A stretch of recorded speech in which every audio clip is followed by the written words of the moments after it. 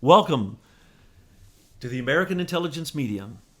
I am Douglas Gabriel, and I'm continuing our conversations with Michael McKibben. Thanks for being here, Michael. Thanks for having me. We are doing cardboard cutouts. We're doing the Boy Kings. This is making me so happy because everyone asks me how I can be happy when I have insight into the evil that is so awful it should overwhelm me and I should throw myself on the ground and just die. Well, that's because I laugh all the time at these people because Trump came in. He's the wrecking ball. He's the second American Revolution. And in a minute, we're going to talk about how you and Leader Technologies have come up with the Miller Act request to Trump. And if he does this, we can break the mold of the cardboard cutout of not a boy king, but a man king, and that would be Eric Schmidt. Eric Schmidt, the fake ruler of the world of Google through Alphabet. And let's just say, I'll rest my entire opinion of him upon this. He comes in with no experience whatsoever in what he's doing, and because he's a mogul, he comes in and he takes over Google and says he creates Alphabet. I have a question. Who elected him? He elected himself. Okay. He came in and took over. Why? Because Sergey Brin and Larry Page were asked too many questions. And because they don't work there anymore, and they don't know Jack, and they didn't know Jack to begin with, they're nothing more than these boy kings. They're cardboard cutouts. When they started asking them or Dude Zuckerberg or Thiel or anybody else any questions, they found out they were shallow and they couldn't answer questions. But by God, they had on their tennis shoes and they were going running, and they were running for president. They all want to be president, including Comey. Comey wants to be president. I'm not going to vote for Comey. But you have, through your Miller request to him, to be a way to basically off all of them to begin with. But I want to make fun of Eric Schmidt. Now, I'm making fun with reality because this is your life, folks.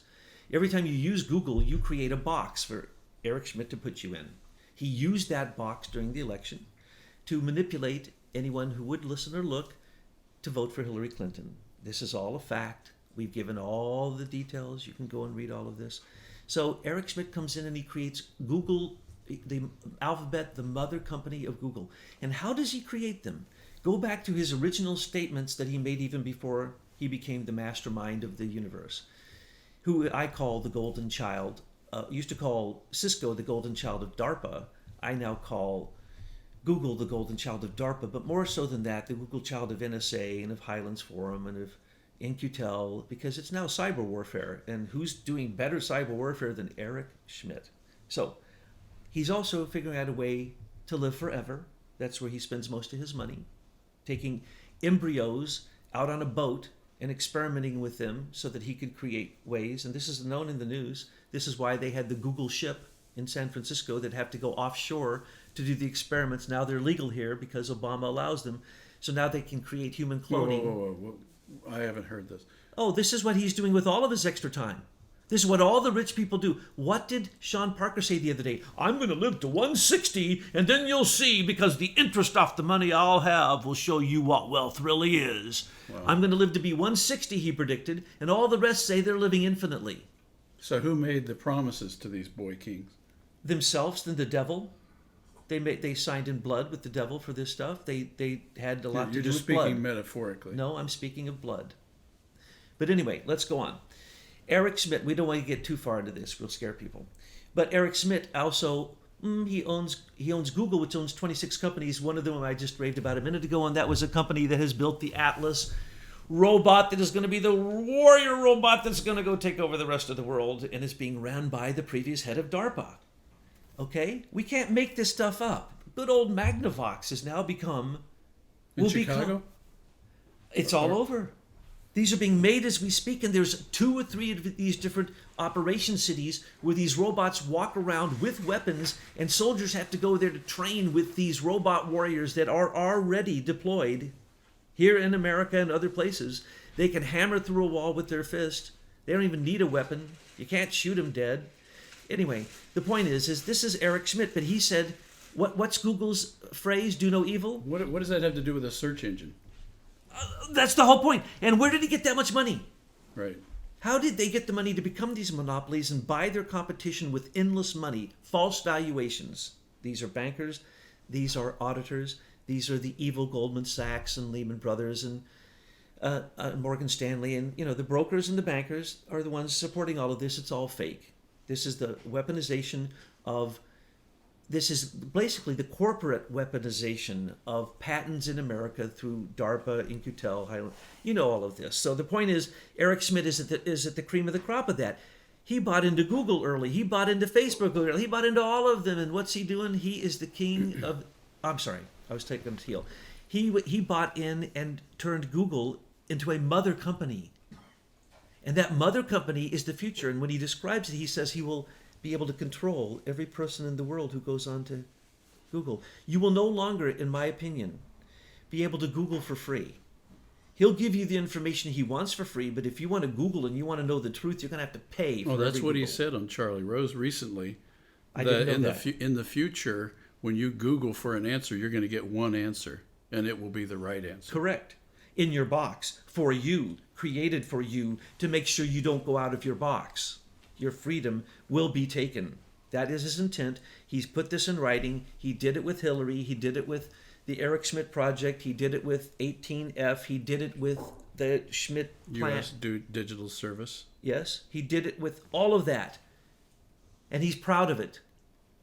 And the 26 companies of Google will be the companies of the future that will control. So why do you think no one is stopping him? Because this is capitalism. This is our system.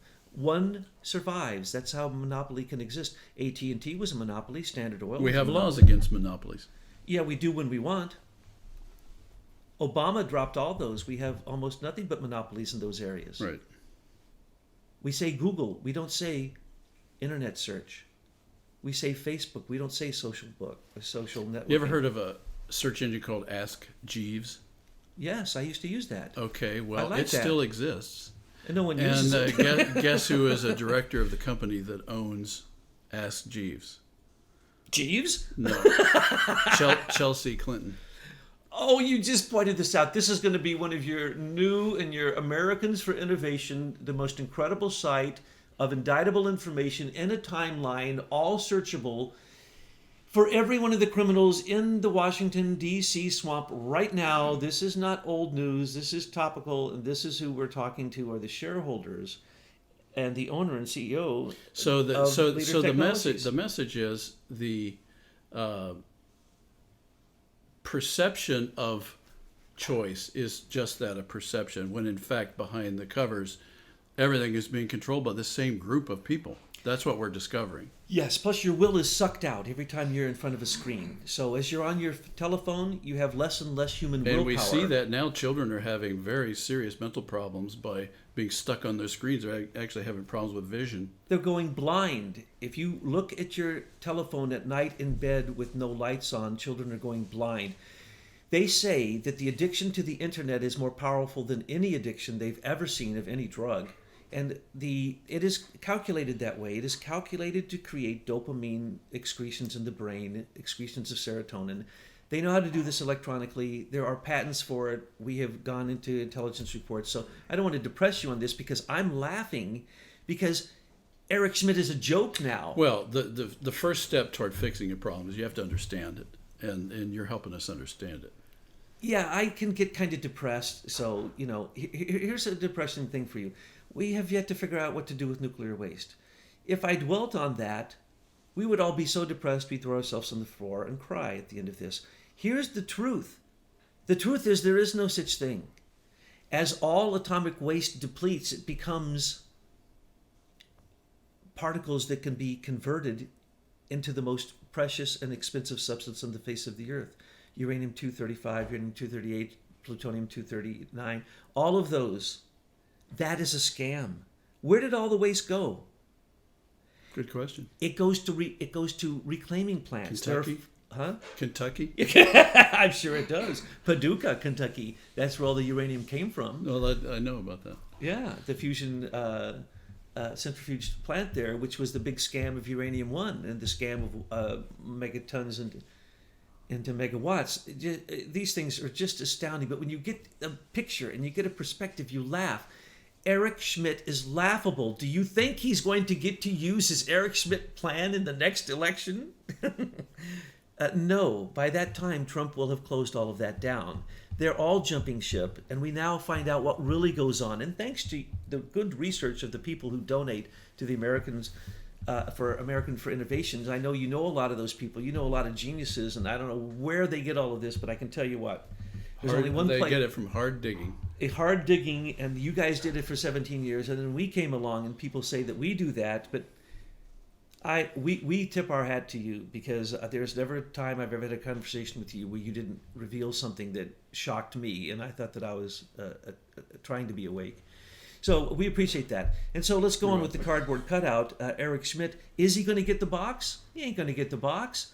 Why? Because the Miller plan is going to come in. It's going to be win-win-win. Everybody using these entrapment devices, digital control devices, digital drugs, are going to be turned around with the Miller, because you're the guy who needs to be paid for all these things that have been weaponized and used against us. And if you get paid, your shareholders get paid, and the taxpayers get paid, and Trump gets paid, and he can get Silicon Valley out of the White House, this is a win-win-win-win-win-win. I keep saying, I'm so tired of winning with Trump. I need a break. Well, my shareholders brought this idea to me, so I have to give them credit.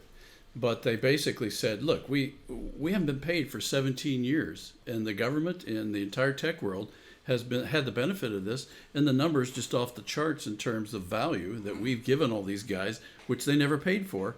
And then one of them said, I was asking my grandkid, do you know where all those apps came from? Do you realize that company's never been paid a dime? And of course he didn't know. And he even asked his grandchild, would you pay something to use those? And, yeah, Dad, Granddad, yeah, of course I would. And so it's a very simple concept. The benefit has been out there for a long time, and the people who created it have not been paid. So if you're a contractor, a subcontractor to a contractor, and you don't get paid, what do? You file a lien. Well, you can't quite do that in that way with the federal government, but the government has a specific act, which is used a lot in the contracting world, called the Miller Act notice. And so when a government chief contractor has not paid for the work that has been done, then that person who has not been paid can file a Miller Act notice with the agency that didn't pay them and say, I'd like to be paid. And the idea that they have to go to court is one of the biggest jokes I have seen in our legal system, that there is this general assumption that you haven't been paid, then you have to go to the judiciary to adjudicate that you should be paid. No, moral people, reasonable people pay each other without going to court every time. And so that's the thing we're saying. Why should we go to court? Why should we spend all this money with a system, a federal system that's now been absolutely proven to be corrupt to the core? Why should we waste our time going through that process? Well, then we discovered this Miller Act. And the Miller Act says you can go to that agency and ask to be paid. So we've prepared the documents, and all of our shareholders are now sending this Miller Act notice to the president, who is the head of the agency. In this case, it would be President Trump, who basically directed all of this illegal surveillance and all this improper use of our technology. And so we've asked him to pay us. We've investigated all of his paying authorities. And because of all of these executive orders and the Patriot Act and all these laws that our corrupt government has laid down since the early 90s, since really George H.W. Bush days, the president has been given the singular authority now to make all spending decisions on all of the infrastructure that exists in our country and that we've exported around the world. So we said, well, this is beautiful. With Donald Trump in power, and hopefully he will continue to act in a moral way, he will look at this, he will say, this is reasonable. They have sufficiently proved that we have received the value without payment, and he would pay us. And so the claim that it's two parts to the claim. If we value the last 17 years, the number that we should be owed probably is in the $3 to $5 trillion. And we've said, that's not a good way to get started with this conversation. So what we've said is we will take a single payment of $40 billion for the historical abuse of our property. And then going forward, we'd like the government to pay us $2 per user for the ongoing use of our technology by the government and all the providers who have used what the government gave them. And we want that for every user on the planet of social networking. Well, that number comes out at about $200 to $300 billion. I always choke because I have to remember that it's not million, it's billion. And then we've suggested, well, and also there's never been a surcharge on anything related to all this free stuff everybody gets. And so the government is then free to charge $2, $3, $4, $5 a user per month for the ongoing privilege of having the benefit of all of these apps that everybody uses. Recent studies showed that the average person uses about 30 apps a day off of their mobile devices and their PCs. So if we value what the government could take in new revenue, it's somewhere between $200 and $500-600 billion a year. That would build the wall. That would subsidize health care for the needy. That would do a lot of great things without any increase in income taxes. And so it's a win-win. And the companies, the tech companies who used our stolen technology wouldn't even pay a dime either, because they would just go to their bonding companies and get their bonding companies to pay us for the theft. So nobody loses. You're talking about 40 billion is all they need? 40 billion to 40 billion. That's an FTC SEC standard charge to the banks for gold fixing, silver fixing, LIBOR rate fixing. How many times has HSBC had to pay billions and billions? I'm sure that they have paid hundreds of billions in fines. Yeah. So the question is then, what are we going to do with the cash? Because that's a lot of money, and none of us can take it with us. And that's your FAM, right? That's our proposal. Let me just point one thing out. As you just spoke, it just hit me. He has the power when there's a cyber attack. This was a cyber attack. Yes. This was in fact a cyber attack. He has the power to simply say, make a judgment about the attack and then take action, and he can spend as much money as he wants to take that action. That would be another authority he has, yes. Which just... Without that, we found plenty of authorities he has. He has the complete authority to simply write you a check to get the NSA, FBI, CIA out of social networking, reclaim it for what it was supposed to be done appropriately, which was freedom of information, and really have a win-win-win for everybody. So what we've seen in our experience, that in our observation of what's wrong with our country, one of the things we've lost is a free press, because the founders determined that a free press was a way to hold the powerful accountable when the mechanisms of power among the three branches broke down. And we obviously have that, but unfortunately the banking interests have taken over our free press, and therefore there is no accountability structure left in our republic. We see that is probably the primary need right now in terms of the macro view of righting this listing ship, is to get a free press back. And now we're starting to see it in the alternative media.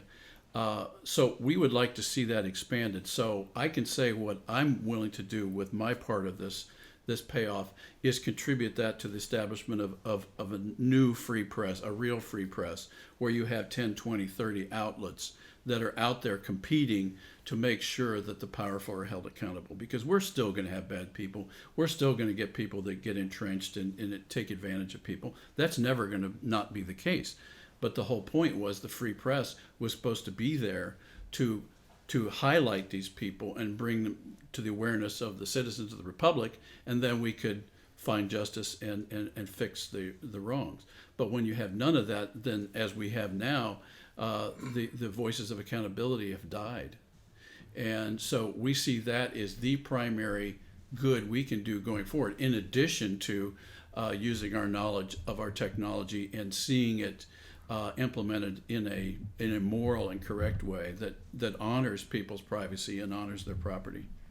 That is the most beautiful, ultimate turnaround that can give hope to people, to show that what social networking has taken from us as our freedom can then be reinstated by a free media. Well, they won't lose their social. It's just going to be configured in a way that respects them. Exactly. So I think that what you've outlined here is absolutely amazing, and your Win-Win Miller Act proposal is more wins than I can even count. It sounds like something that Trump would really want to do.